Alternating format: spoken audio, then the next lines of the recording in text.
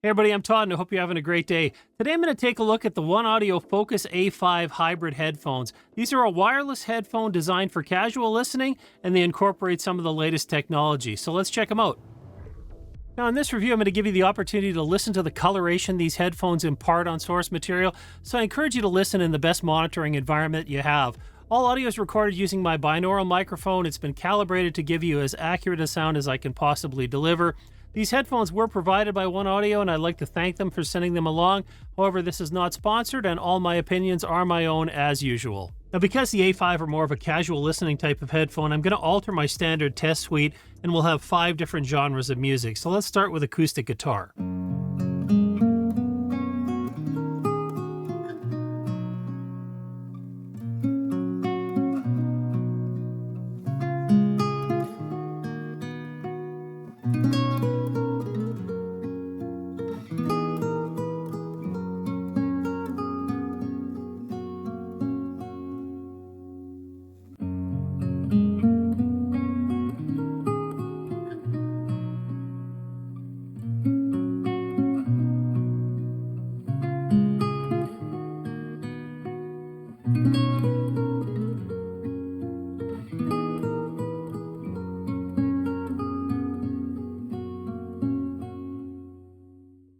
Now, listening back to the comparison of the recording through the A5 versus the original file, I'm going to say that it sounds a little deeper here on the acoustic guitar. You can see in the graph that there certainly is a little bit of overrepresentation in the lower frequencies, underrepresentation in some of the upper frequencies, but in terms of acoustic guitar specifically, to me it just gives it a little bit of a deeper sound with a little bit less presence. I feel it growing every day, I feel love. I feel the love. I hope it never goes away, I feel the love.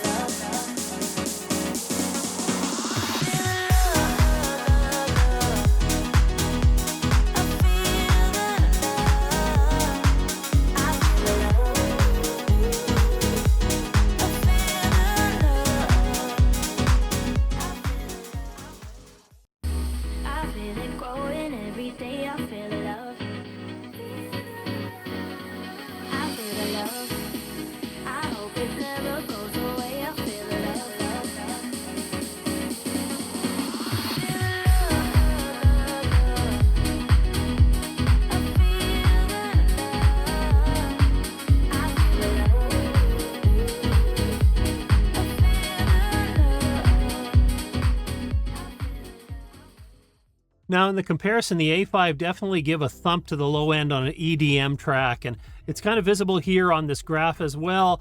A little less in terms of that upper frequency as well. So again, it's going to depend a lot on what track you choose, but for EDM, you can definitely expect to hear more of a difference with these headphones versus the original recording, as they have that real emphasis on some of the key frequency ranges we have in EDM.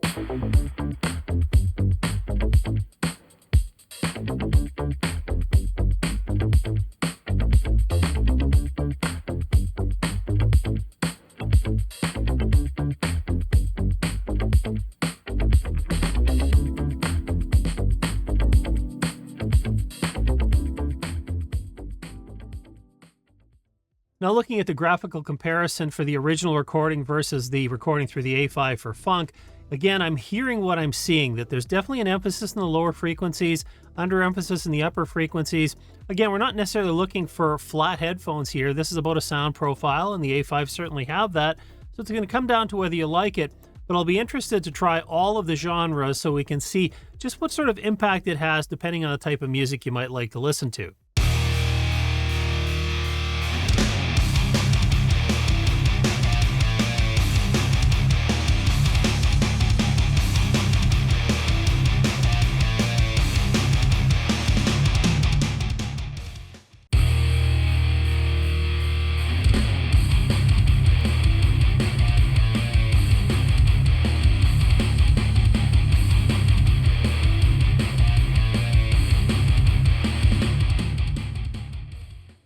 Now for the metal track, you can definitely hear that power and thump in the low end here.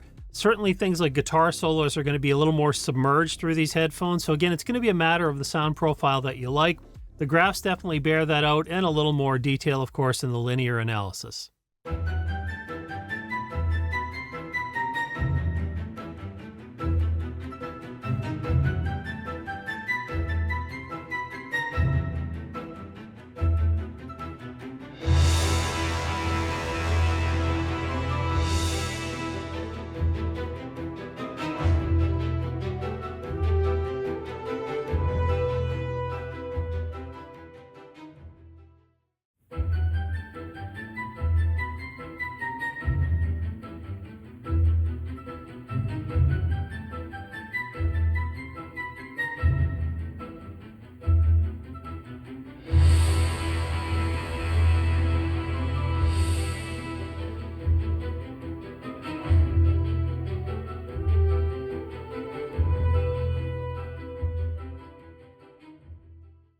Now, listening back to the orchestral recording through the A5, I can say this one's kind of interesting to my ears because I perceive there to be a little less coloration of the sound based on the profile I've come to expect from these headphones. Again, it's not about liking or disliking, one versus the other. It's more in terms of the sound profile you like to get, but I think these are very usable for orchestral recordings.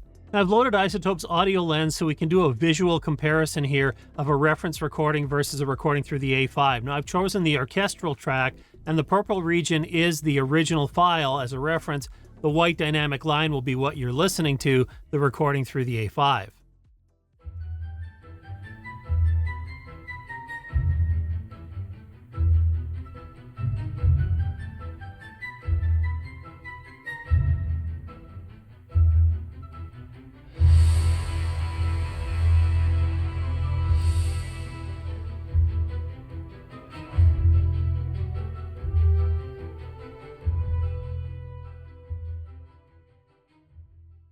Polaroids all scattered across the dusty floor in the backseat of my Chevy 58, along with bits of candy wrappers. Looking back to when our castle was a shack, vacation was making figure eights in the parking lot. Remember when we used to forgive more than we forgot? Polaroids all scattered across the dusty floor in the backseat of my Chevy 58, along with bits of candy wrappers. Looking back to when our castle was a shack, vacation was making figure eights in the parking lot. Remember when we used to forgive more than we forgot?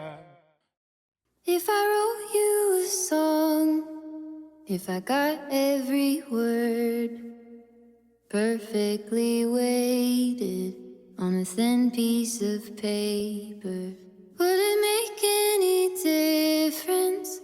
Would it change for the better? If I wrote you a poem, if I posted a letter, if I wrote you a song, if I got every word perfectly weighted on a thin piece of paper, would it make any difference? Would it change for the better? If I wrote you a poem, if I posted a letter. Now, given the coloration I observed when listening to various genres of music, I didn't expect there'd be a lot of difference here when it came to the vocals. The male vocals certainly, I think, is a little more impacted here, in that we do have those lower frequencies being picked up a bit more. But overall, through the range of the male vocal, I think there's less coloration from these headphones and perhaps in more of a full-range music genre. Now, moving over to the female vocal, again, I'm expecting even less, and that's what I heard. There was some coloration certainly here, but female vocal on its own is pretty well represented by these headphones.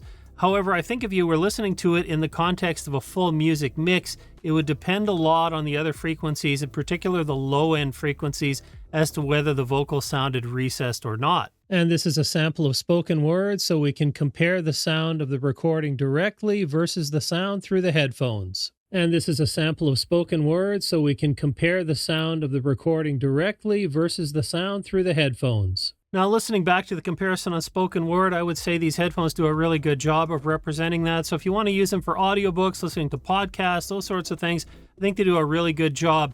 You can see here in the frequency analysis, again, we do have some underemphasis in those upper frequencies, but if anything for spoken word, it probably just minimizes sibilance more than anything else. So overall, I'm going to say for spoken word, audiobooks, podcasts, they do a great job. Now, it appears to me that OneOdio did have gaming in mind when they designed these headphones. They do, after all, support low latency gaming mode. So I'm going to let you listen to some game audio recorded through the headphones, and then I'll give you an idea of what I think. Save me! Human attack!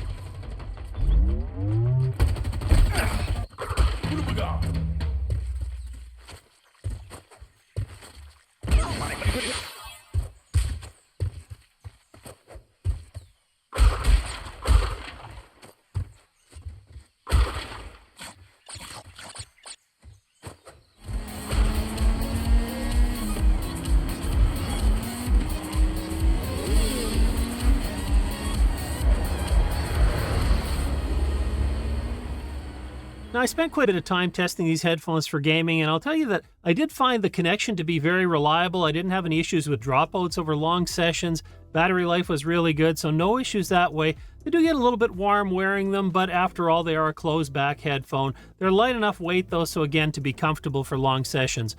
Now, there's a little bit of underemphasis on some of the upper frequencies, so depending on the genres you're into, if there's kind of very fine detail, whistling leaves, branches cracking, that sort of thing, they may be slightly underemphasis, and you may want to use some EQ to bump it up. Be nice if there was an app included with these headphones to do that, but you're going to have to go with something either in the game or a system-wide solution for that. But overall, for gaming, I would say that they're a reasonable choice, and if you want a headphone that's a wireless solution, you should probably look at these. Now, these headphones also have built-in headset functionality, so there's a microphone that you can use, whether it be for making calls or using it for like video applications like Zoom or Teams, that sort of thing. So I did a test recording using the built-in microphone. I did it in an open living room, so it wouldn't be a controlled sound environment like the studio. Let's have a listen. This is a recording made in an open living room, so we can test the microphone quality of the OneOdio A5 Hybrid active noise canceling headphones. Now, these headphones handle stereo imaging actually very well, both in my measured tests as well as objectively listening to a variety of reference material. I'm going to say that performance is there. Soundstage is fairly limited. I found most things to be enclosed sort of within my head, so if you're looking for something that positions things expansively away from you, these aren't going to do that for you. But again, it's not really what they're designed for. I think overall here the performance was good, though. Now, we'll take a look at the build quality of these headphones, and I have to say they are very lightweight, but they do not feel flimsy at all. So that was a really good thing. Plenty of rotation on the cups, a lot of swivel here. You're going to be able to get them to fit really well regardless. I will say they open and close very easily. They do have kind of a notch step here. I didn't find them to move around though as I was using them, so just something to be aware of. They also fold up, and the idea of them being portable, absolutely they're going to give you that. Now, they have a soft pleather ear pad around each side and also under on the headband.